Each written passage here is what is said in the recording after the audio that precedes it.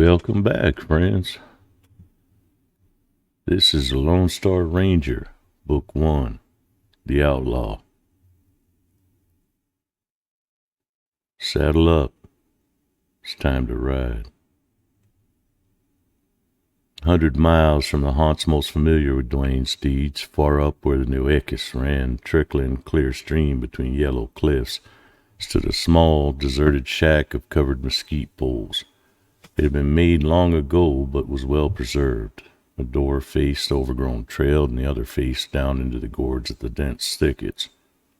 On the border, fugitives from the law and men who hid in fear of some one they might have wronged never lived in houses with only one door. It was a wild spot, lonely, not fit for human habitation except for the outcast. He, perhaps, might have found it hard to leave for most of the other wild nooks in that barren country. Down in the gorge there was a never-failing sweet water, grass all year round, cool, shady retreats, deer, rabbits, turkeys, fruit, and miles of narrow, twisting, deep canyon full of broken rocks and impenetrable thickets. Scream of the panther was heard here, the squall of the wildcat, the cough of the jaguar. Innumerable bees buzzed in the spring blossoms, and it seemed scattered their honey to the winds. All day there was continuous song of birds, that a mockingbird loud and sweet, and mockingbird was louder above the rest. On clear days, and rare indeed were cloudy days, with subsiding of the wind at sunset, a hush seemed to fall around the little hut. Far distant, dim blue mountains stood gold-rimmed, gradually to fade with the shading of light. At this quiet hour, a man climbed out of the gorge and sat in the westward door of the hut. This lonely watcher of the west and listener to the silence was Dwayne. And this hut was the one where 3 years before Jenny had nursed him back to life. The killing of a man named Sellers and the combination of circumstances that made a tragedy memorable regret had marked, if not change, at least a cessation in Dwayne's activities. He trailed Sellers to kill him for supposed abducting of Jenny. He had trailed him long after he learned Sellers traveled alone. Dwayne wanted absolute assurance of Jenny's death. Vague rumors, a few words here and there, unauthenticated stories, were all Dwayne gathered in the years to substantiate his belief that Jenny died shortly after the beginning of her second captivity. But Dwayne did not know this surely. Sellers might have told him. Dwayne expected, if not to force it from him at the end, to read it in his eyes, but the bullet went too unerringly. It locked his lips and fixed his eyes. After the meeting, Dwayne lay long at the ranch house of a friend, and when he recovered from the wound Sellers had given him, he started with 2 horses and a pack for the lonely gorge of the Nueces. There he had been hidden for months, a prey to remorse, a dreamer, a victim of phantoms. It took work for him to find substance in that rocky fastness, and work, action helped to pass the hours, but he could not work all the time, even if he found it to do. Then his idle moments, and at night his task was to live with the hell in his mind. The sunset and twilight hour made all the rest bearable. The little hut on the rim of the gorge seemed to hold Jenny's presence. It's not as if he felt her spirit. If it had been, he would have been sure of her death. He hoped Jenny had not survived her second misfortune, and that intense hope had burned into belief, if not surety. Upon his return to that locality, on the occasion of his first visit to the hut, he found things just as they had left them. In a poor, faded piece of ribbon Jenny had used to tie around her bright hair. No wandering outlaw or traveler had happened upon the lonely spot, which further endeared it to Dwayne. Strange feature of this memory of Jenny was the freshness of it. The failure of years, toil, strife, death-dealing to dim it, to deaden the thought of what might have been. He had marvelous gift of visualization. He could shut his eyes and see Jenny before him just as clearly as she stood there in the flesh. For hours he'd do that, dreaming, dreaming of life he never tasted and now would never taste. He saw Jenny's slender, graceful figure, the old brown ragged dress in which he had seen her first at Bland's, her little feet in those Mexican sandals, her fine hands coarsened by work, her round arms and swollen throat, and her pale, sad, beautiful face with its staring dark eyes. He remembered every look she had given him, every word she had spoken to him, every time she had touched him. He thought of her beauty and sweetness, of the few things which had come to mean to him that she must have loved him. And he trained himself to think of these in preference to her life at Bland's, the escape with him, and then her recapture, because such memories led to bitter, fruitless pain.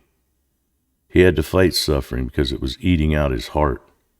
Sitting there, eyes wide open, he dreamed of the old homestead and his white-haired mother. He saw the old home life, sweetened and filled by dear new faces and added joys, go on before his eyes with him and a part of it. Then, in inevitable reaction and reflux of bitter reality, he would send out a voiceless cry, no less poignant because it was silent. Poor fool, no, I shall never see Mother again, never go home, never have a home. I'm Dwayne, the lone wolf. Oh, God, I wish it was over. These dreams torture me. What I have to do without a mother, a home, or a wife. No bright-haired boy, no dark-eyed girl will ever love me. I'm an outlaw, an outcast, dead to a good and decent world. I'm alone, better be callous, brute, or better dead. I should go mad, thinking, man, what's left of you? Hiding place like a wolf's, lonely, silent days, lonely nights with phantoms. Or the trail and the road with their bloody tracks, and then the hard ride, the sleepless, hungry ride to some hole in the rocks or the breaks. What hellish thing drives me? Why can't I end it all? What's left? Only the damn unquenchable spirit of the gunfighter to live, to hang on to this miserable life, to have no fear of death, yet to cling on like a leech, to die as gunfighters seldom die, with boots off. Bane, you were first, and you're long avenged. I'd change with you. And Sellers, you were last, and you're avenged, and your others, you're avenged. Lie quiet in your graves and give me some peace. But they did not lie quiet in their graves or give him peace. Group of specters troop out of the shadows of dusk, gathering round him, escorting him to his bed. When Dwayne had been riding the trails, passion bent to escape pursuers, or passion bent in his search, the constant action and toil and exhaustion made him sleep. But when in hiding his time passed, gradually required less rest and less sleep, and his mind became more active. Little by little his phantoms gained hold on him, and at length, but for saving power of his dreams, they would have claimed him utterly. How many times he said to himself, I'm an intelligent man, I'm not crazy, I'm full possession of my faculties.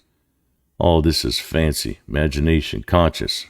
I have no work, no duty, no ideal, no hope, and my mind is obsessed, thronged with images. And these images naturally are of men with whom I've dealt. I can't forget them. They come back to me hour after hour. And when my tortured mind grows weak, then maybe I'm not just right till the mood wears out and lets me sleep. So he reasoned as he laid down his comfortable camp. The night was star-bright above the canyon walls, darkly shadowing down between them. The insects hummed and chirped and thrummed a continuous thick song, low and monotonous. Slow-running water splashed softly over the stones in the stream bed. From far down the canyon came a mournful hoot of an owl. The moment he lay down, thereby giving up action for the day, all these things weighed upon him like a great heavy mantle of loneliness. In truth, they did not constitute loneliness. And he could no more have dispelled thought than he could have reached out to touch a cold, bright star. He wondered how many outcasts like him lay under this star-studded velvet sky across 1,500 miles of wild country between El Paso and the mouth of the river, a vast, wild territory, a refuge for outlaws. Somewhere he'd heard or read that Texas Rangers kept a book with names and records of outlaws, 3,000 known outlaws. Yet these could scarcely be half of the unfortunate horde which had been recruited from all over the states. Duane had traveled from camp to camp, den to den, hiding place to hiding place, and he knew these men. Most of them were hopeless criminals. Some were avengers, and a few were wronged wanderers. And among them occasionally was a man, human in his way, honest as he could be, not yet lost to good. But all of them were akin in one sense, their outlawry. And that starry night they lay with their dark faces up, some in packs like wolves, others lone like the gray wolf who knew no mate. It did not make much difference in Duane's thought of them that the majority were steeped in crime and brutality, more often than not stupid from rum and capable of fine feeling, just lost wild dogs. Duane doubted that there was a man among them who did not realize his moral wreck and ruin. He had met poor half-witted wretches who knew it. He believed he could enter into their minds and feel the truth of all their lives, the hardened outlaw, coarse, ignorant, bestial, who murdered as Bill Black and murdered who stole for the sake of stealing and craved money and gamble and drink, defiantly ready for death, and like the terrible outlaw Helm who cried out on the scaffold, "Let her rip." The wild youngsters seeking notoriety and reckless adventure, the cowboys with a notch on their guns with boastful pride in the knowledge that they were marked by rangers, the crooked men from the north, defaulters, forgers, murderers, all pale-faced, flat-chested men not fit for the wilderness and not surviving, the dishonest cattlemen, hand in glove with outlaws driven from their homes, the old grizzled, bow-legged, genuine rustlers. All these Duane had come in contact with and had watched and known, and as he felt with them he seemed to see that their lives were bad, sooner or later to end dismally or tragically, so they must pay some kind of earthly penalty, if not of conscience, then of fear, if not of fear, then that of the most terrible of all things to restless, active men, pain, the pang of flesh and bone. Duane knew, for he had seen them pay. Best of all, moreover, he knew the internal life of a gunfighter, of the select but by no means small class of which he was a representative. The world that judged him and his kind judged him as a machine, a killing machine, with only one mind, enough to hunt, to meet, and to slay another man. It had taken 3 endless years for Duane to understand his own father. Duane knew beyond all doubt that gunfighters like Bland, like Alloy, like Sellers, men who were evil and had no remorse, no spiritual accusing nemesis, and had something far more torturing to mind, were haunting, more murderous of rest and sleep and peace. And that something was abnormal fear of death. Duane knew this, for he had shot these men. He had seen the quick, dark shadow in eyes, the presentiment of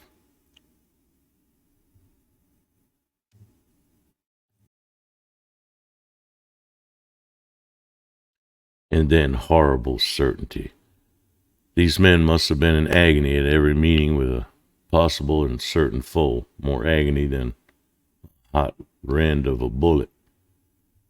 They were haunted, too, haunted by this fear, by every victim calling from the grave that nothing was so inevitable as death, which lurked behind every corner, hid in every shadow, lay deep in the dark tube of every gun. These men could not have been a friend. They could not love or trust a woman. They knew their one chance of holding on to life lay in their own distrust, watchfulness, dexterity, and the hope by the very nature of their lives could not be lasting. They had doomed themselves. What then could possibly have dwelt in the depths of their minds as they went to their beds on a starry night like this, with mystery and silence and shadow, with time passing surely, and the dark future and its secret approaching every hour? What then but hell? The hell in Duane's mind was not the fear of man or fear of death. He would have been glad to lay down the burden of life, providing death came naturally. Many times he had prayed for it, but that overdeveloped superhuman spirit of defense in him precluded suicide or inviting of an enemy's bullets. Sometimes he had a vague, scarcely analyzed idea that his spirit was what made the Southwest habitable for the white man. Every one of his victims, singly and collectively, returned to him forever, it seemed, in cold, passionless, accusing domination of these haunted hours. They did not accuse him of dishonor, cowardice, or brutality, or murder. They only accused him of death. It was as if they knew more than when they were alive, had learned that life was a divine, mysterious gift not to be taken. They thronged about him with their voiceless clamoring, drifted around him with their fading eyes. After nearly 6 months in the Nueces Gorge, the loneliness and inaction of his life drove Dwayne out upon the trail seeking anything rather than to hide longer alone. A prey to the scourge of his thoughts, the moment he rode into sight of men, remarkable transformation occurred in him. A strange warmth stirred in him, a longing to see faces of people, to hear voices, a pleasurable emotion, sad and strange, but was only a precursor of his old bitter sleepless and eternal vigilance. When he hid alone in the breaks, he was safe from all except his deeper, better self. When he escaped from this into the haunts of men, his force and will went into the preservation of his life. Mercer was the first village he rode into. He had many friends there. Mercer claimed to owe Dwayne a debt. On the outskirts of the village, there was a grave overgrown by brush, so that the rude lettered post which marked it was scarcely visible as Dwayne rode by. He never did read the inscription, but he thought now of Hardin, no other than erstwhile ally of Bland. For many years Hardin had harassed the stockmen and ranchers in and around Mercer, and on an evil day for him, he or his outlaws had beaten and robbed a man who once succored Dwayne when he was sore in need. Dwayne met Hardin in the little plaza of the village, called him every name known to a border man, taunted him to the draw, and killed him in the act. Dwayne went to the house of one Jones, a Texan, who had known his father, and there he is warmly received. The feel of an honest hand, the voice of a friend, the prattle of children who were not afraid of him or his gun, good, wholesome food and a change of clothes. These things, for a time being, made a changed man of Dwayne, to be sure. He did not often speak. The price of his head and the weight of his burden made him silent. But eagerly he drank in all the news that was told to him. In the years of his absence from home, he had never heard a word about his mother or uncle. Those who were his real friends on the border would have been the last to make inquiries, to write or receive letters that might give a clue to Dwayne's whereabouts. Dwayne remained all day with the hospitable Jones, and twilight fell, was loath to go, and yielded to a pressing invitation to remain overnight. It was seldom indeed that Dwayne slept under a roof. Early in the evening, while Dwayne sat on the porch with two awed and hero-worshipping sons of the house, Jones returned from a quick visit down to the post office. Summarily, he sent the boys off. He labored under intense excitement. "Dwayne, there's rangers in town," he whispered. "It's all over town, too, that you'd be here. You rode in long after sunup. Lots of people saw you. I don't believe there's a man or boy that wouldn't squeal on you, but the women might. The gossip in these rangers are handsome devils with women." "What company of rangers?" asked Dwayne quickly. "Company A, under Captain McNeely. That new ranger. He made a big name in the war, and since he's been in the ranger service, he's done wonders. He's cleaned up some bad places and down south, and he's working north." "McNeely? Never heard of him. Describe him to me." "Slight-built chap, but wiry and tough. Clean face, black mustache and hair, sharp black eyes. He's got a look of authority. McNeely's a fine man, Dwayne. Belongs to a good southern family. I'd hate to have him look you up." Dwayne did not speak. "McNeely's got nerve, and his rangers are all well-experienced men. If they find out you're here, they'll come after you. McNeely's no gunfighter, but he wouldn't hesitate to do his duty, even if he faced sure death, which he would in this case. Dwayne, you mustn't meet Cap McNelly. Your record is clean, if it is terrible. You never met a ranger or an officer except a rotten sheriff now and then like Rod Brown. Still, Dwayne kept his silence. He was not thinking of danger, but of the fact of how fleeting must be his stay among friends. I already fixed up a pack of grub, went on Jones. I'll slip into your saddle on your horse. You watch here. He had scarcely uttered the last word when soft, swift footsteps sounded on the hard path. A man turned in at the gate. The light was dim, yet clean enough to disclose the unusually tall figure. When it appeared nearer, he was seen to be walking with both arms raised and hands high. He slowed his stride. "Does Bert Jones live here?" he asked in a low, hurried voice. "I reckon. I'm Bert. What can I do for you?" replied Jones. The stranger peered around stealthily and came closer still with his hands up. "It is known that Buck Duane is here. Cap McNelly's camping on the river just out of town. He sends word to come out after dark." The stranger wheeled and departed as swiftly and strangely as he had come. "Bust me, Duane, whatever do you make of that?" exclaimed Jones. "New one on me," replied Duane thoughtfully.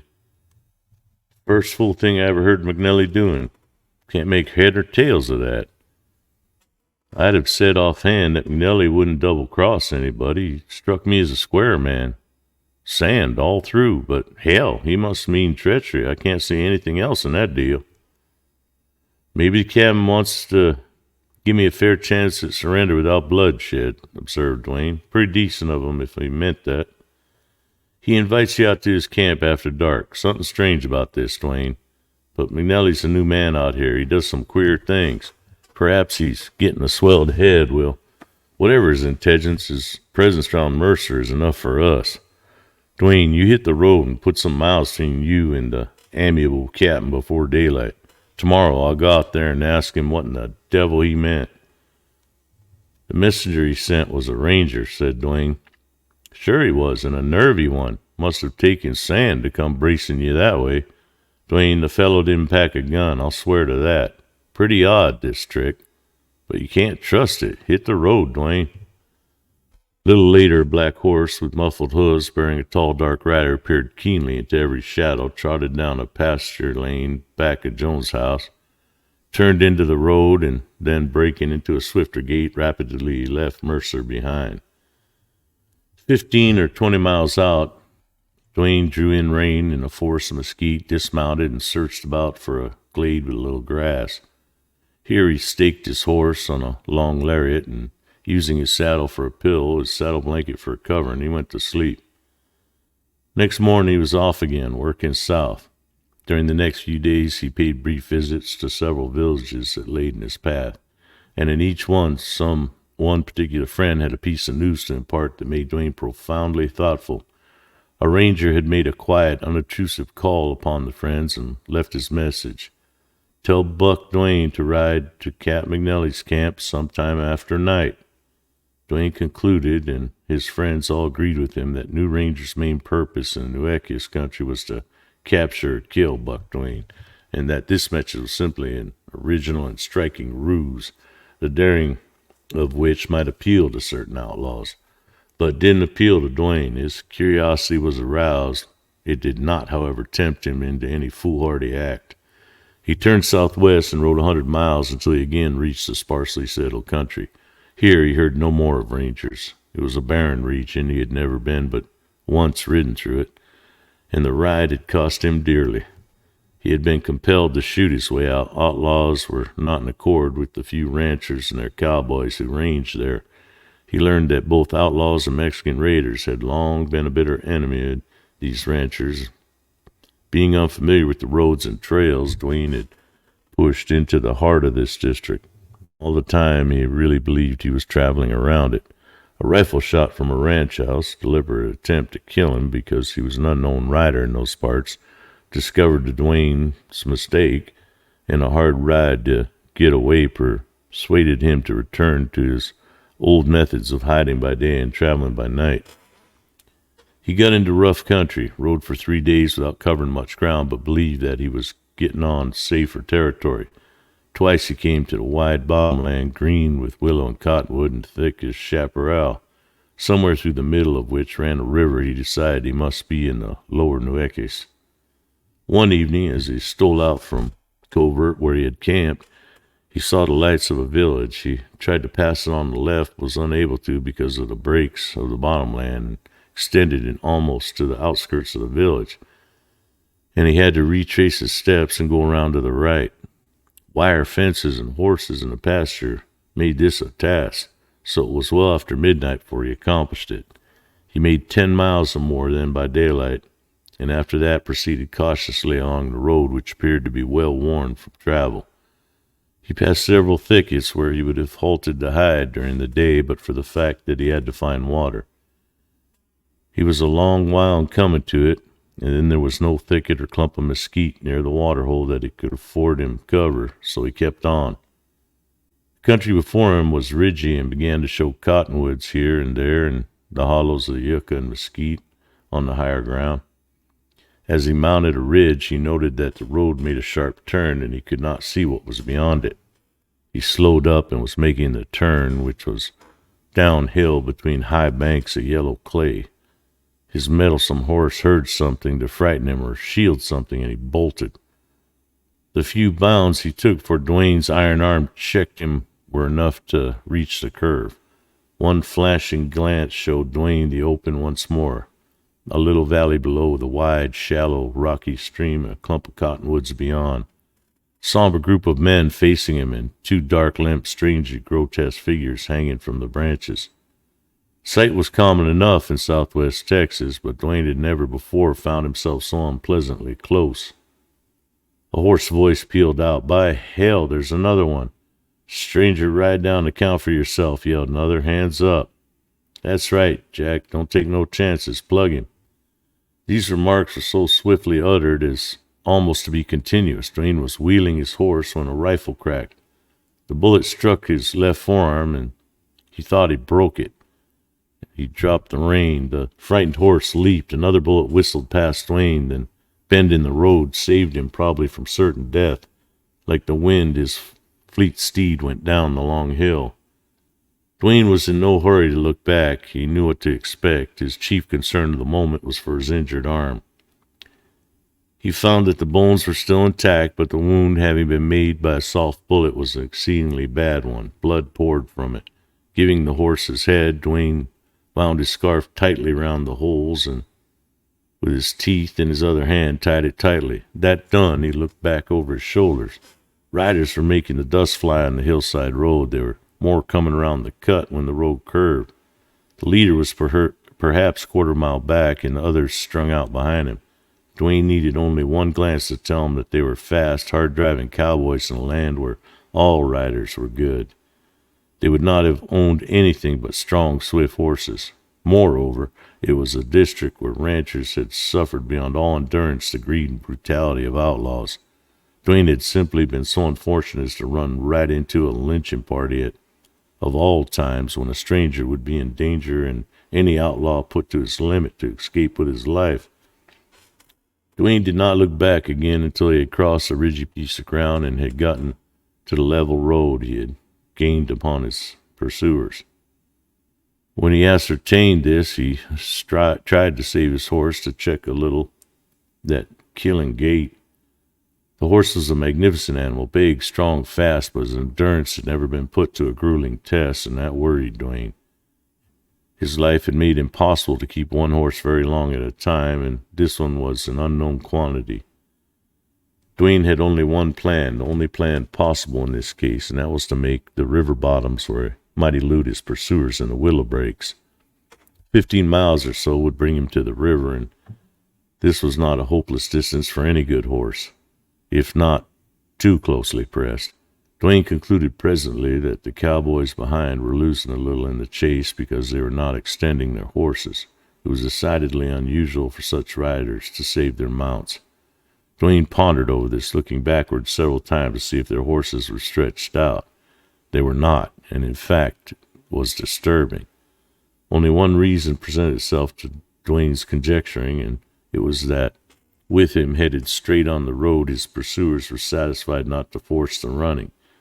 He began to hope and look for a trail or a road turning off to the right or the left. There was none. A rough, mesquite-dotted and yucca-spired country extended away on either side.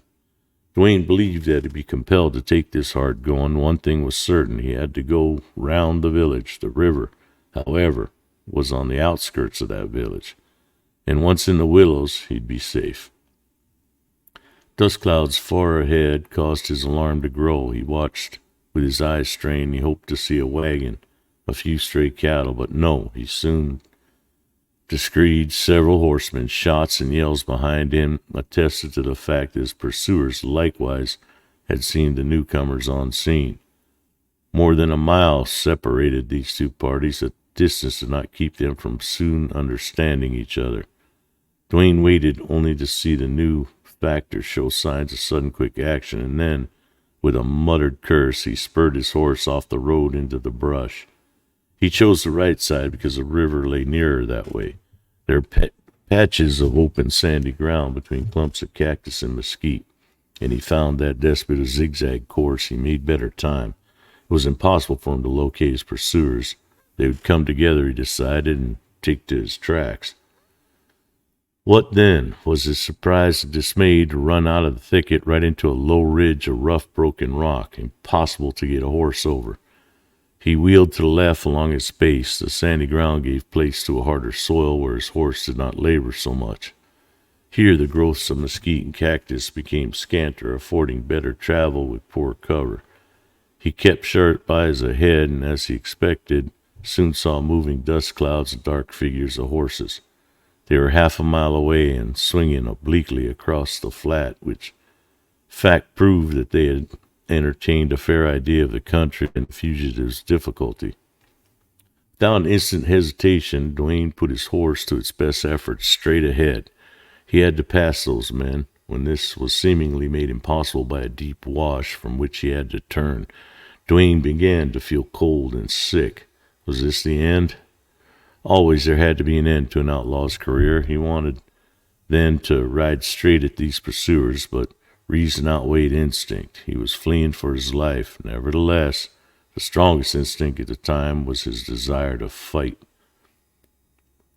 He knew when these men, 3 horsemen, saw him, and a moment afterward he lost sight of them as he got into the mesquite again. He meant now to try to reach the road and pushed his mount severely through, still saving him for a final burst. Rocks, thickets, bunches of cactus, washes, all operated against his fall in a straight line. Almost he lost his bearings, and finally would have ridden toward his enemies had not good fortune favored him in the matter of an open, burned-over stretch of ground. Here he saw both groups of pursuers, one on each side and almost within gunshot. Their sharp yells, as much as his cruel spurs, drove his horse into that pace which now meant life or death for him. He never had Dwayne bestrode a gamer, swifter, stauncher beast. He seemed about to accomplish the impossible, and that dragging sand was far superior to any horse in pursuit. And on this sandy open stretch he gained enough spare a little in the brush beyond. Heated now and thoroughly terrorized, he kept the pace through the thickets that almost tore Dwayne from his saddle. Something weighty and grim eased off Dwayne. He was going to get out in front. The horse had speed, fire, and stamina. Dwayne dashed out into another open place dotted with a few trees here and there in his path. Within pistol range stood horsemen waiting. They yelled. They spurred toward him, but not fire at him. He turned his horse, face to the right. Only one thing kept him from standing his ground to fight it out. He remembered those dangling limp fingers hanging from the cottonwoods. These ranchers would rather hang an outlaw than do anything. They might draw his fire and capture him. His horror of hanging was so great as to be all out of proportion compared to his gunfighter's instinct of self-preservation. A race began then, a dusty, crashing drive through the gray mesquite. Dwayne could scarcely see. He was so blinded by stinging branches across the eyes. The hollow wind roared in his ears. He lost sense of this nearness of his pursuers. But they must have been close. Did they shoot at him? He imagined he heard shots, but that might have been the cracking of dead snags. His left arm hung limp, almost useless. He handled the rein with his right, and most of the time he hung low over the pommel, the gray walls flashing by him, the whips of twigs, the rush of the wind, the heavy, rapid pound of hooves, the violent motion of his horse, these vied in sensation with the smart sweat in his eyes, the rack of his wound, and cold sick cramp in his stomach. With these also was a dull, raging fury. He had to run when he wanted to fight. It took all his mind to force back that bitter hate of himself, of his pursuers, and this race for this useless life. Suddenly he burst out of a line of mesquite into the road, a long stretch of lonely road. How fiercely, with hot, strange joy, he wheeled his horse upon it. Then he was sweeping along, sure now that he was out in front. His horse still had strength and speed, but showed signs of breaking. Presently Duane looked back. Pursuers, he could not count how many, were loping along his rear. He paid no more attention to them, and with teeth set, he faced ahead grimmer now in his determination to foil them. He passed a few scattered ranch houses where horses whistled from corrals and men curiously watched him fly past. He saw one rancher running, and he felt intuitively that his fellow was going to join in the chase. Duane's steed pounded on, not noticeably slower, but with the lack of former smoothness, with a strained, convulsive, jerking stride which showed he was almost done. Sight of the village ahead surprised Duane. He had reached it sooner than he expected. Then he made discovery. He had entered the zone of wire fences. As he dared not turn back now, he kept on, intending to ride through the village.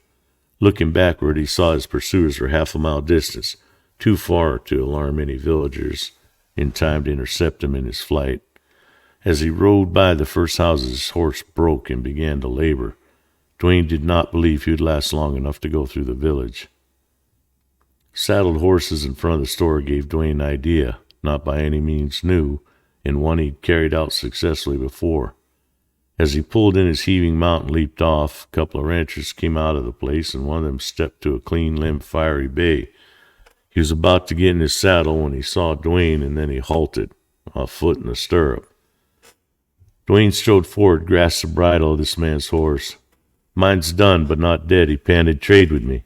"Well, stranger, I'm sure always ready to trade," drawled the man, "but ain't you a little swift?" Duane glanced back at the road. His pursuers were entering the village. "I'm Duane, Buck Duane," he cried menacingly. "Will you trade? Hurry."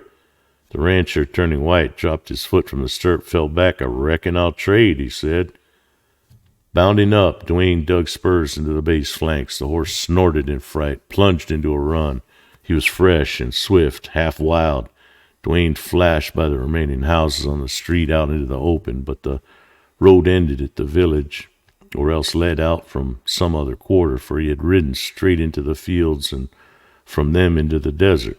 When he reached the cover of the mesquite once more, he looked back to find 6 horsemen within rifle shot of him, and more coming behind them. His new horse had a lot of time to get warm before Duane reached a high sandy bluff which lay the willow brakes. As far as he could see extended an immersed flat strip of red-tinged willow. How welcome that was to his eyes. He felt like a hunted wolf that, weary and lame, had reached his hole in the rocks. Zigzagging down the slope, he put the bay to the dense wall of the leaf and branch, but the horse balked. There was little time to lose. Dismounting, he dragged the stubborn beast into the thicket. This was harder and slower work than Duane cared to risk. If he had not been rushed, he might have had better success, so he had to abandon the horse, a circumstance that only such sore straits could have driven him to. Then he went slipping swiftly through the narrow aisles. He had not gotten under any cover any too soon, for he heard his pursuers piling over the bluff, loud voice, confident, brutal, that crashed into the willows. "Hi, Sid, here's your hoss," called one, evidently to the man Duane had forced into a train. "Say, if you loco gents hold up a little, I'll tell you something," replied a voice from the bluff. "Come on, Sid, we got 'em corralled," said the first speaker. "Well, maybe. If you have, it's liable to be damn hot. That feller was Buck Duane." Absolute silence followed that statement. Presently it was broken by a rattling of loose gravel and then low voices. "You can't get across the river, I tell you," came to Duane's ears. He's corralled in the break. I know that hole. Then Dwayne, gliding silently and swiftly through the willows, heard no more from his pursuers. He headed straight for the river. Threading a passage through a willow brake was an old task for him. Many days and nights had gone to the acquiring of that skill that might have been envied by an Indian. The Rio Grande and its tributaries, for the most of their length in Texas, ran between wide, low flatlands covered by dense growth of willow. Cottonwood, mesquite, prickly pear, and other growths mingled with the willow, and altogether they made a matted, tangled copse and thicket that an inexperienced man would have considered impenetrable. From above, these wild brakes looked like green and red. From inside, they were gray and yellow. A striped wall. Trails and glades were scarce. There were few deer runways, and sometimes little paths made by peccaries and jabali, or wild pigs of Mexico. The ground was clay and unusually dry, sometimes baked so hard that it left no imprint of track. Where a growth of cottonwood had held back the encroachment of the willows, there's usually thick grass and underbrush. The willows were short, slender poles with stems so close together that they almost touched, and the leafy foliage forming a thick covering. The depths of this break Dwayne had penetrated was a silent, dreamy, strange place. In the middle of the day the light was weird and dim. When a breeze fluttered the foliage, then slender shafts and spears of sunshine pierced the green mantle and danced like gold on the ground. Dwayne had always felt a strangeness in this kind of place, and likewise he felt a protecting, harboring something which always seemed to him to be the sympathy of the break for a hunted creature. An unwounded creature, strong and resourceful, was safe when he had glided under the low, rustling green roof of this wild covert. It was not hard to conceal tracks. The springy soil gave forth to no sound, and men could hunt each other for weeks and pass within a few yards of each other and never know it. The problem of sustaining life was difficult, but then hunted men and animals survived on very little. Dwayne wanted to cross the river if that was possible, and keeping in the break, work his way upstream till he had reached country more hospitable. Remembering that what the man said in regard to the river, Dwayne had his doubts about crossing, but he would take any chance to put the river between him and his hunters, and he pushed on. His left arm had to be favored, as he could scarcely move it. Using his right hand to spread the willows, he slipped sideways between them and made fast time. There were narrow aisles and washes and holes low down in paths brushed by animals, which he took advantage of, running, walking, crawling, stooping, any way to get along. To keep in a straight line was not easy, but he did it, marking some bright sunlit stem or tree ahead, and then when he reached it, he looked straight to a mark on another. He progressed necessarily grew slower, for as he advanced, the break became wilder, denser, darker. Mosquitoes began to whine about his head. He kept on without pause. Deepening shadows under the willows told him that the afternoon was far advanced. He began to fear he had wandered in a wrong direction. Finally, a strip of light ahead relieved his anxiety, and after a toilsome penetration of still denser brush, he broke through to the bank of the river. He faced a wild, shallow, muddy stream with breaks on the opposite side. Bank extended like green and yellow wall. Dwayne perceived at a glance the utility of trying to cross at this point. Everywhere the sluggish water raved quicksand bars. In fact, the bed of the river was all quicksand, and very likely there was not a foot of water anywhere. He could not swim, he could not crawl, he could not push a log across the river. Any solid thing touching that smooth yellow sand would be grasped and sucked down. To prove this, he seized a long pole and, reaching down from the high bank, thrust it into the stream, right there near the shore where there was apparently no bottom to the treacherous quicksand. He abandoned any hope of crossing the river. Probably for miles up and down it would be just the same as here. Before leaving the bank, he tied his hat upon the pole and lifted enough water to quench his thirst. Then he worked his way back to where Thinner growth made advancement easier and kept upstream till shadows were so deep he couldn't see. Feeling around for a place big enough to stretch out on, he laid down. For the time being, he was safe, and there as he would have been beyond the rim rock. He was tired, though not exhausted, and in spite of throbbing pain in his arm, he dropped into a sleep. Sometime during the night, Dwayne awoke, stillness seemingly so thick and heavy as to have substance blanketed the black willow brake. He could not see a star or branch or tree trunk or even his hand before his eyes. He lay there waiting, listening, sure that he'd been awakened by an unusual sound. Ordinary noises of the night in the wilderness never disturbed his rest. His faculties, like those of old fugitives and hunted creatures, had become trained to a marvelous keenness. A long, low breath of slow wind moaned through the willows, passed away. Some stealthy, soft-footed beast trotted by him in the darkness. There was a rustling among dry leaves. A fox barked lonesomely in the distance, but none of these sounds had broken his slumber. Suddenly, piercing stillness, came a bay of a bloodhound. Quickly, Dwayne sat up, chilled to his marrow. The action made him aware of his crippled arm. Then came other bays, lower, more distant. Silence enfolded him again, all the more oppressive and menacing in his suspense. Bloodhounds had been put on his trail, and the leader was not far away. All his life, Dwayne had been familiar with bloodhounds, and he knew that if the pack surrounding him in this impenetrable darkness, he would be held at bay or dragged down as wolves dragged a stag. Rising to his feet, prepared to flee as best he could, he waited to be sure of the direction he could take. Leader of the hounds broke into a cry again, a deep, full tone, ringing bass, strange, ominous, terribly significant in its power.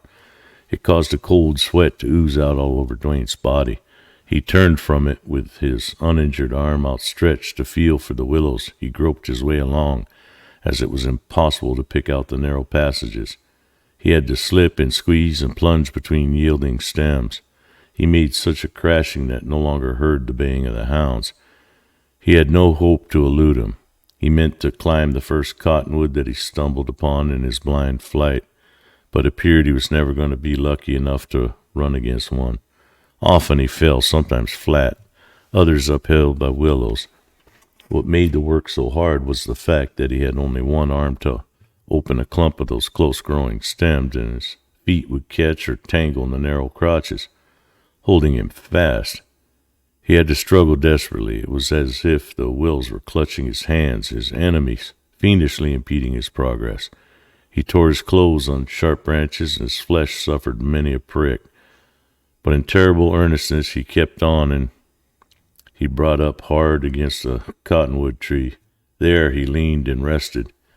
He found himself nearly exhausted, as he had ever been, wet with sweat, and his hands torn and burning, his breast laboring, his legs stinging from innumerable bruises. While he leaned there to catch his breath, he listened for the pursuing hounds. For a long time there was no sound from them. This, however, did not deceive him into any hopefulness. There were bloodhounds that bayed often on the trail, and others that ran mostly silent. The former were more valuable to their owner, and the latter more dangerous to the fugitive. Presently, Dwayne's ears were filled by a chorus of short ringing yelps. The pack had found where he slept, and now the trail was hot. Satisfied they would soon overtake him, Dwayne set about climbing the cottonwood, which in his condition would be difficult to ascend. It happened to be a fairly large tree with a fork about 15 feet up and branches thereafter in succession. Dwayne climbed until he got above the enshrouding belt of blackness. A pale gray mist hung above the break, and though it shone a line of dim lights, Dwayne decided these were bonfires made along the bluff to render his escape more difficult on that side. Away round in direction he thought was north, he imagined he saw more fires, but as the mist was thick, he could not be sure. While he sat there pondering the matter, listening for the hounds, the mist in the gloom on one side lightened, and this side concluded was east and meant that dawn was near. Satisfying himself on this score, he descended to the first branch of the tree. His situation now, though critical, did not appear to be so hopeless as it had been. The hounds would soon close in on him, and he would kill them or drive them away. It was beyond the bounds of possibility that any men could have followed the running hounds through that break in the night. The thing that worried Duane was the fact of the bonfires. He had gathered from the words of one of his pursuers that the break was kind of a trap, and he began to believe there was only one way out of it, and that was along the bank where he had entered, and where obviously all night long his pursuers kept fires burning. Further conjecture on this point, however, was interrupted by a crashing in the willows and rapid patter of feet. Underneath Duane lay a gray, foggy obscurity. He could not see the ground nor any object but the black trunk of the tree. Sight would not be need to tell him when the pack arrived. When the pattering rush through the willows, the hounds reached the tree. Then high above the crash of the brush and thud of heavy paws rose a hideous clamor. Duane's pursuers far off to the south would hear that and know what it meant, and at daybreak, perhaps before, they'd take a short cut across the break, guided by the baying of the hounds that had reached their quarry. It wanted only a few moments, however, till Duane could distinguish the vague forms of the hounds in the gray shadow below. Still he waited. He had no shots to spare, and he knew how to treat bloodhounds. Gradually the obscurity lightened. In the length, Duane had good enough sight of the hounds for his purpose. His first shot killed the huge brute leader of the pack, and then unerring shots had crippled several others that stopped baying. Piercing howls arose. The pack took flight and fled, its course easily marked by the howls of the crippled members. Duane reloaded his gun, and making certain all the hounds had gone, he descended to the ground and set off at a rapid pace northward. The mist had dissolved under the rising sun when Duane made his first halt some miles north of the scene where he had waited for the hounds. A barrier to further progress, in shape of precipitous rocky bluff, rose sheer from the willow brake. He skirted the base of the cliff, where walking was comparatively easy around in the direction of the river. He reached the end finally to see there was absolutely no chance to escape from the break at that corner. It took extreme labor, attended by some hazard and considerable pain to his arm, to get down there. He could fill his sombrero with water, and after quenching his thirst, he had to look at his wound. It was caked over with blood and dirt. When he washed off his arm, seeing it to be inflamed and swollen around the bullet hole, he bathed it, experiencing a soothing relief in the cool water. Then he bandaged it to the best he could and arranged a sling around his neck. This mitigated the pain of the injured member and held it in a quiet, restful position where it had a chance to begin mending. As Duane turned away from the river, he felt refreshed.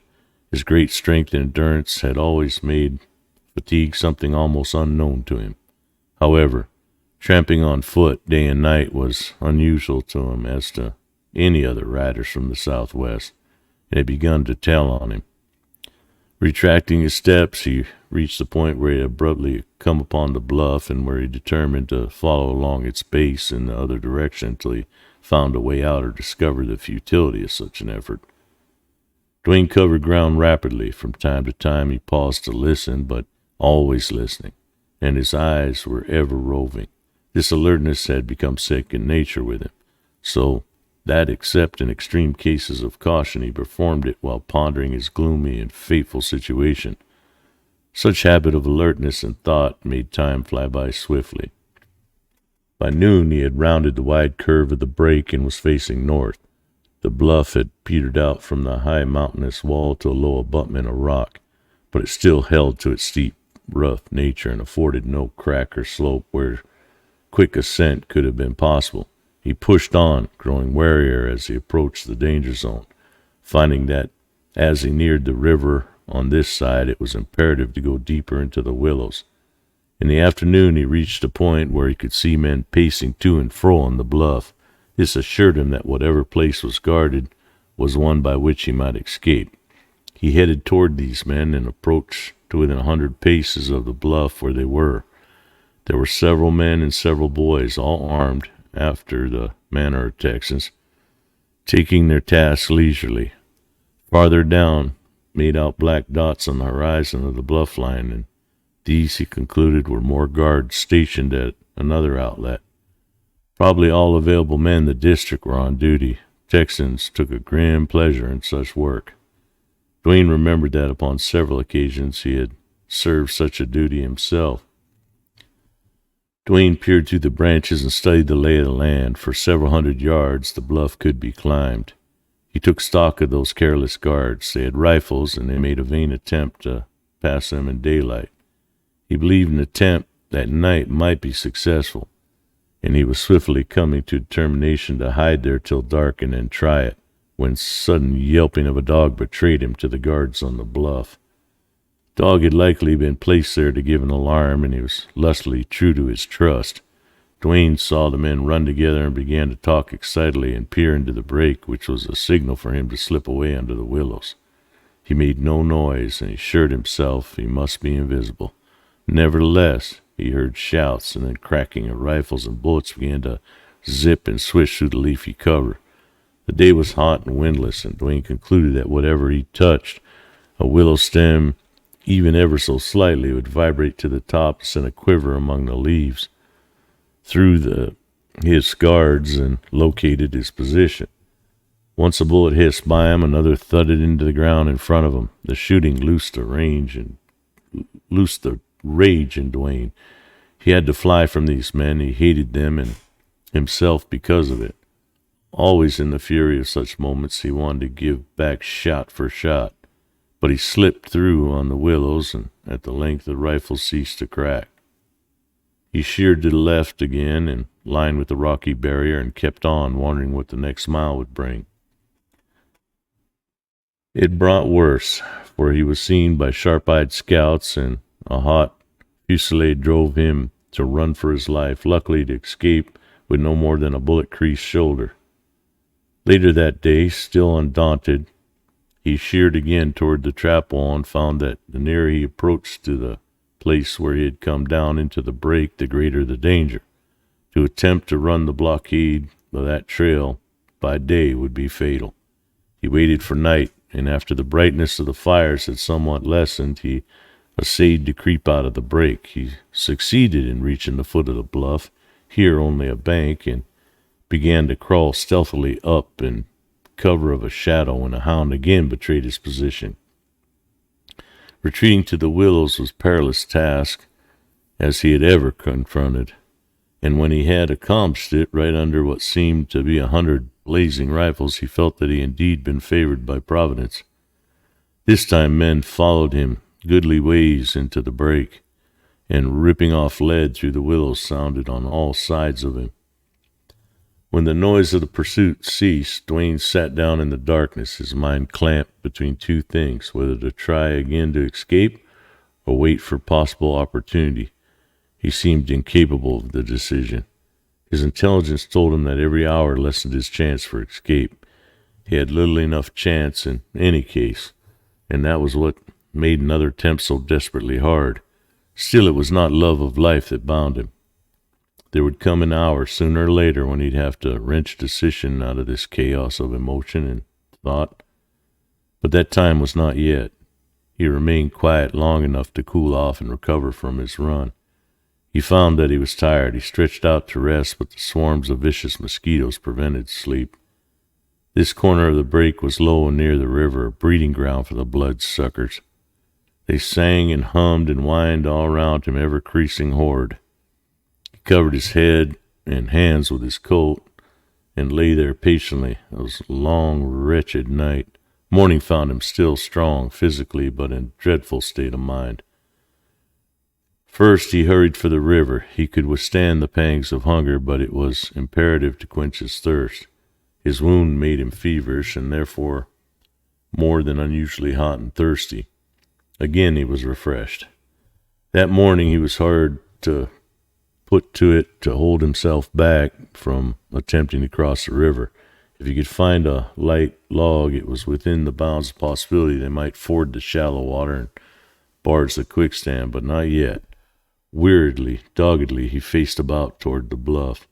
All that day and all that night, all the next day and all the next night, he stole like a hunted savage from river to bluff, and every hour forced upon him the bitter certainty that he was trapped. Dwayne lost track of days of events. He had come to an evil pass. There arrived an hour when, closely pressed by pursuers at the extreme southern corner of the break, he took to a dense thicket of willows, driven to what he believed was his last stand. If only these human bloodhounds would swiftly close in on him, let him fight to the last bitter gasp and have it over. But these hunters, eager as they were to get him, had care of their own skills. They took few risks, and they had him cornered. It was the middle of the day, hot, dusty, oppressive, threatening storm. Like a snake, Dwayne crawled into a little space in the darkest part of the thicket and lay still. Men had cut him off from the bluff and from the river, seemingly from all sides, but he heard voices only from in front and toward his left. Even if his passage to the river had not been blocked, it might as well have been. "Come on, fellers, down here," one man called from the bluff. "Got him corralled at last," shouted another. "Reckon you needn't be too sure." "We thought more'n once," taunted another. "I seen him, I tell you. Oh, that was a deer. But Bill found fresh tracks and blood on the willows. If he's winged, we needn't hurry." "Hold on there, you boys," came a shout of an authoritative tone from further up the bluff. "Go slow. Y'all are getting foolish at the end of a long chase."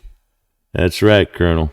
Hold 'em back. There's nothing surer than somebody be stopping lead pretty quick. He'll be hunting us soon. Let's surround this corner and starve him out. Fire the brake." How clearly all this talk pierced Dwayne's ears. In it seemed to hear his doom. This, then, was the end he had always expected, which had been close to him before, yet never like now. "My God," whispered Dwayne, "thing for me to do now is go out and meet him." That was prompted by the fighting, the killing instinct in him. In that moment, it had almost superhuman power. If he must die, that was the way for him to die. What else could be expected of Buck Dwayne? He got to his knees, drew his gun. With swollen and almost useless hand, he held what spare ammunition he had left. He ought to creep out noisily to the edge of the willows and suddenly face his pursuers, and then, while there was a beat left in his heart, kill, kill, kill. These men all had rifles. The fight would be short, but a marksman did not live on earth that could make such a fight go wholly against him. Confronting them suddenly, he could kill a man for every shot in his gun. Thus Dwayne reasoned. So he hoped to accept his fate, to meet his end. But when he tried to step forward, something else checked him. He forced himself, yet he could not go. The obstruction that opposed his will was insurmountable, as it had been physically impossible for him to climb to the bluff. Slowly he fell back, crouched low, and then lay flat. The grim and ghastly dignity that had been the moment before fell away from him. He lay there stripped of his last shred of self-respect. He wondered, was he afraid of? Had he, the last of the Dwaynes, had he come to feel fear? No. Never in all his wild life has he longed to go out and meet some men face to face. It was not fear that held him back. He hated his hiding, this eternal vigilance, this hopeless life. The damnable paradox of the situation was that if he went out to meet these men, there was absolutely no doubt of his doom. If he clung to his covert, where there might be a chance, a mere chance for his life, these pursuers, dogged and unflagging as they had been, were mortally afraid of him. It was his fame that made them cowards. Dwayne's keenness told him that at every darkest, most perilous moment, there was still a chance for him. In the blood in him, the temper of his father, the years of his outlawry, the pride of his unsought and hated career, the nameless, inexplicable something in him made him accept that slim chance. Waiting then became a physical and mental agony. He lay under the burning sun, parched by thirst, laboring to breathe, sweating and bleeding. His uncared-for wound was like a red-hot prong in his flesh. Blotched and swollen from the never-ending attack of flies and mosquitoes, his face seemed twice its natural size and ached and stung. On one side, then, was the physical torture. The other was the old hell, terribly augmented at this crisis in his mind. It seemed that thought and imagination had never been so swift. If death found him presently, how would it come? Would he get decent burial or be left for the peccaries and coyotes? Would his people ever know where he'd fallen? How wretched, how miserable his state. It was cowardly, it was monstrous for him to cling longer to this doomed life. Then the hate in his heart, the hellish hate of these men and his trail. It was like a scourge. He felt no longer human. He degenerated into an animal that could think. His heart pounded, his pulse beat, his breast heaved, and internal strife seemed to thunder into his ears. He was now enacting the tragedy of all crippled, starved, hunted wolves at bay in their dens. Only his tragedy was infinitely more terrible because he had mind enough to see his plight, his resemblance to a lonely wolf, bloody, fanged, dripping, snarling, fire-eyed in a last instinctive defiance.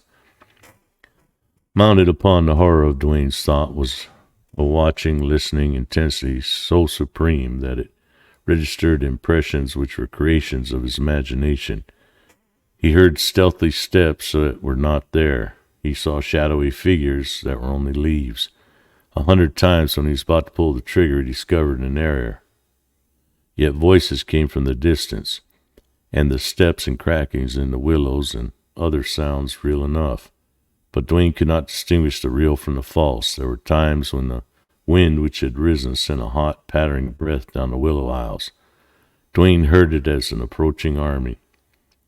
This straining of Duane's faculties brought on a reaction which in itself was respite.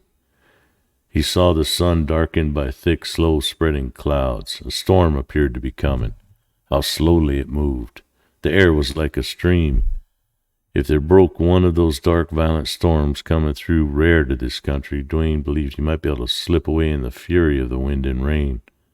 Hope, that seemed unquenchable in him, resurged again. He hailed it with a bitterness that was sickening.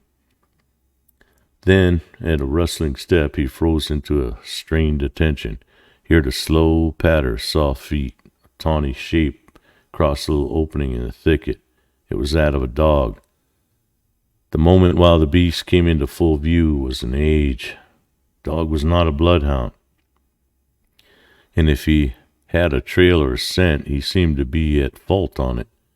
Duane waited for the inevitable discovery. Any kind of hunting dog would have found him in that thicket. Voices from the outside could be heard urging the dog on. Rover, they called him. Duane sat up at the moment the dog entered the little shaded covert, and Duane expected a yelping bang or at least a bark that would tell of his hiding place. Strange relief swiftly swayed over Duane. The end was here now. He had no further choice. Let them come. A quick, fierce exchange of shots, and this torture is past. He waited for the dog to give the alarm. But the dog looked at him and trotted by the thicket without a yelp. Duane could not believe the evidence of his senses. He thought he'd suddenly gone deaf. He saw the dog disappear, heard him running to and fro among the willows, getting further and further away till all the sound from him ceased. "That's Rover," called a voice from the bluff side. "He's been through that black patch." "Nary a rabbit in there," replied another. "Bah, that pup's no good," scornfully growled another man. "Put a hound at that clump of willows." "Fire's the game. Burn that brake, for the rain comes." Voices droned off. Their owners evidently walked up the ridge. Then Duane felt the crushing burden of the old waiting, watching, listening spell. After all, it was not to end just now. His chance still persisted. Looked a little brighter. Led him on, perhaps, to forlorn hope. All at once, twilight settled quickly down upon the willow brake, or else Duane noted it suddenly.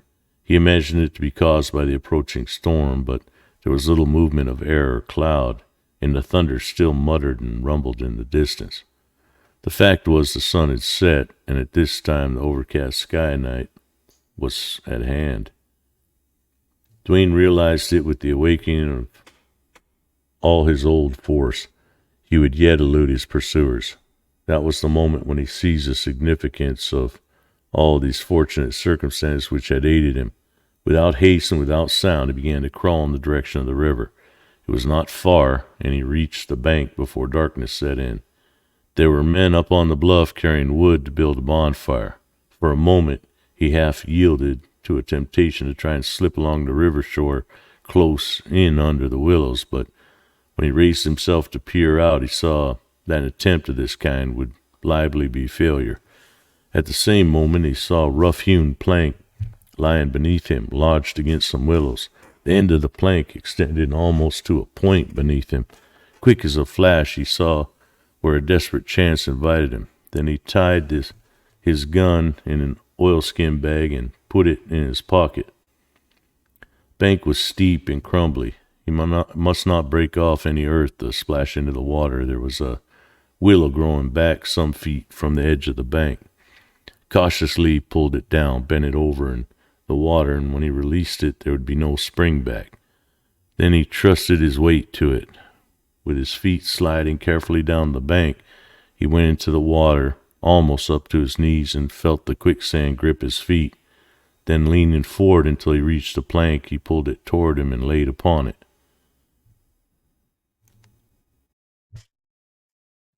Without a sound, one end went down slowly under the water, and farther end appeared lightly braced against the overhanging willows. Very carefully then Duane began to extricate his right foot from the sucking sand. It seemed as if his foot was encased in solid rock, but there was movement upward, and he pulled with all the power he dared to use. It came slowly, and at length was free. The left one released with less difficulty. The next few moments he put all his attention on the plank and to ascertain if his weight would sink it into the sand. The far end slipped off the willows and with a little splash gradually settled to rest on the bottom, but it sank no further, and Duane's greatest concern was relieved. However, as it manifestly impossible for him to keep his head up for long, he carefully crawled out upon the plank until he could rest an arm and a shoulder up on the willows. When he looked up, it was to find the night strangely luminous with fires. There was a bonfire on the extreme end of the bluff and another one 100 paces beyond. A great flare extended over the break in that direction. Duane heard a roaring in the wind. He knew the pursuers had fired the willows. He did not believe that would help him much. The break was dry enough, but too green to burn readily. And as for the bonfires, he discovered that the men, probably having run out of wood, were keeping up the light with oil and stuff from the village. A dozen men kept watch on a bluff, scarcely 50 paces from where Duane lay concealed by the willows. They talked, cracked jokes, sang songs, and manifestly considered this outlaw hunting a great lark. As long as the bright light lasted, Duane dared not move. He had the patience and the endurance to wait for the breaking of the storm, and if that did not come, then the early hour before dawn, when the gray fog and gloom were over the river. Escape was now in his grasp. He felt it, and with that in his mind, he waited, strong as steel in his conviction, capable of withstanding any strain endurable by the human frame. The wind blew in the bluffs, grew wilder, and roared through the willows, carrying bright sparks upward. Thunder rolled down over the river, and lightning began to flash. The rain fell in heavy sheets, but not steadily. The flashes of lightning and the broad flares played so insistently that Duane could not trust himself out in the open on the river. Certainly the storm rather increased the watchfulness of the men on the bluff. He knew how to wait, and he waited, grimly, standing.